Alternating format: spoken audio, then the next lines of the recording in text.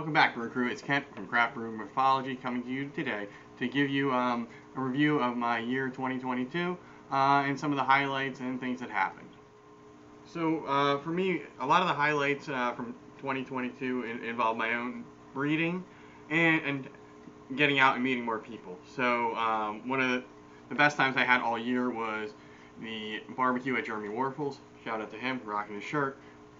Where I got to meet a lot of the local breeders from Pennsylvania. So that was really cool.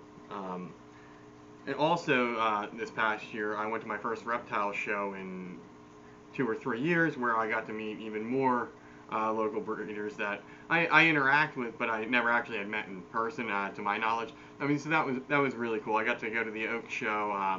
I picked up a super vanilla trick Paws Het Clown from Chris at Balls Deep. So that was cool. I got to meet him, and like I said, some other people there, and got to actually enjoy a reptile show for the first time in quite a while. All right, so now for the highlight of my year overall was producing my first clutch. So I'm going to show you them in my cool new light box. So here we go. Alright, so the pairing was a champagne pastel possible het for lavender albino to a normal. I did find out that the normal was het for pied, but this is the first one. It's just a pastel. It's possibly het for lavender albino since it was there. It could have been passed on, but I'm not going to bank on it. And it looks like it is het for pied. You can see the ringer here. The tracks are pretty decent, so yeah, it's pretty exciting. This one, I'm not holding back. It's already been sold, so hopefully after a few more meals, he gets shipped out to his new home, or her new home rather. So everything except for the last one that I'm going to show is a female. So here's the next one. It's just a regular champagne. It is technically possibly het for lavender albino as well. I don't see anything indicating that it was het for pied. I really do like this one. This one is going to be part of a giveaway, I believe. But it's got that really nice, champagne color.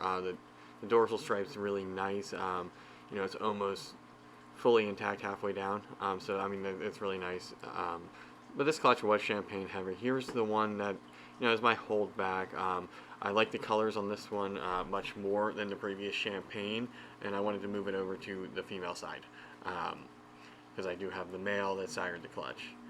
But yeah, I really like this one. The contrast is a little better. There's more orange for now, and it does appear that it could be het for pied. Also could be het for lav if that got, if that came across. But I highly doubt it. The dad was a possible het, so maybe I'll figure it out. This one is the champagne pastel. It's the same thing as dad. I don't think there's any pied in there as well as lavender, just because it's such a low probability of it making it through. But this one also is going away once it gets a few more meals. But I like how when it's younger you can really see the patterning. You can see the yellows, the blacks. There's some paradoxing. I mean, it's really cool interaction between the two genes.